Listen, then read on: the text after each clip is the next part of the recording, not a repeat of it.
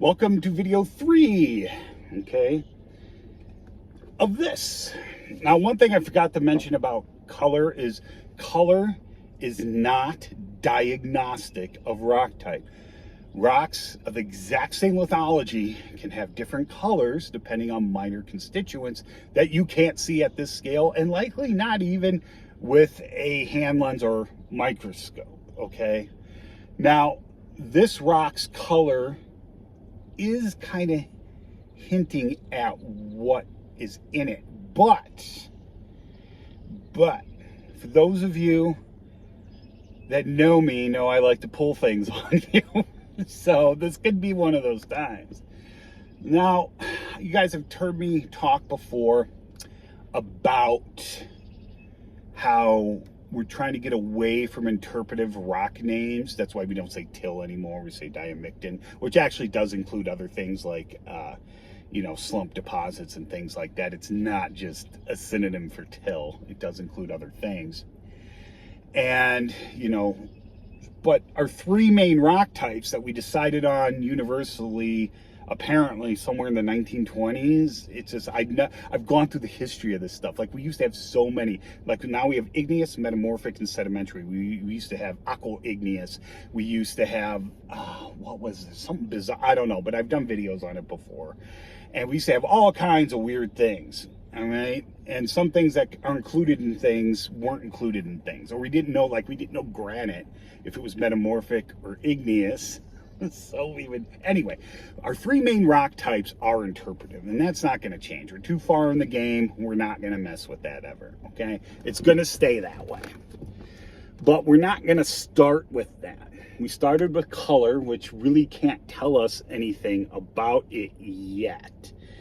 Now, when we get to sedimentary rocks, which this could very possibly be, or maybe it's not, okay, sedimentary rock color can kind of tell you minor mineral constituents within it that are visible. And we'll talk about those later.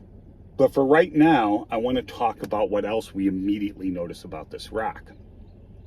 We immediately notice flat here, and it's kind of jagged everywhere else. Well, I will tell you, because I pulled this from a cliff, I will tell you that this is a fracture plane, and this is a bedding plane. Okay, but remember, igneous rocks can be bedded just like sedimentary and zircon metamorphic. Okay, so it doesn't tell you which one of those three it is just because it's a bedding plane. All right, so those of you that have also been following me know that I have talked numerous times about how you can get nice flat planes, bedding planes or fracture planes in rocks. Rocks aren't always round.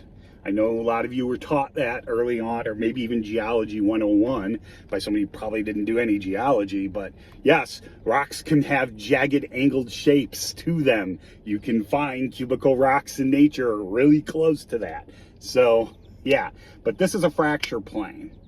Now in the field, we would have measured the orientation of this if we needed that data. And if we were to try to get the trend of the rock in the area, we're not going to measure a fracture plane for that. We're going to have to be able to spot the bedding plane. And this was in place, I believe, probably tilted about this much. So we would take strike and dip of this rock on our bedding plane. You have to be able to identify bedding planes. And if I just hand you a rock, that can be hard. I will admit that. But here we do see kind of like the remnants. For one thing, it's significantly different in color than any other side of the rock, but that doesn't mean anything. That can be a healed fracture too. We can see, where is it? I can feel it. Okay, you see this here? This rock was rippled, okay? It was rippled in a very simple ripple fashion, and that should tell you something about what type of rock it is, but I'm just gonna give that away to you. You can also see striations on it. Now, striations, when we talk about it loosely in geology, all we mean by a striation, striations are sets of parallel lines. Now, most of you think of it as glacial in origin, but you can get them other ways as well. Tectonically, along faults, but this is not a fault plane. This is a bedding plane. Particles moving in a fluvial environment, like sand on top of sand, going in one direction in a fluvial plane at this scale can be straight looking. Okay, and that's what you have here. So you probably already figured out this is sedimentary, okay? I'm just going to tell you that, but it's sort of sedimentary. It's not quite metamorphic. Anyway, yeah, that's what I hate igneous, sedimentary, and metamorphic more. As I know more and more about geology, it bothers me more and more. And it all depends on where you put those lines, you know. You ask a metamorphic petrologist if this rock is metamorphic, he's going to say yeah. Okay, you ask a sedimentary geologist, is this rock metamorphic? He's going to say no. It all depends. I mean, you know, that's why we have different grades of metamorphism, and I don't even consider anything metamorphic unless it's in the zeolite or upper zeolite facies. I still consider it sedimentary below that. And you'll see that a lot of time in publications like the Huronian supergroup in Ontario.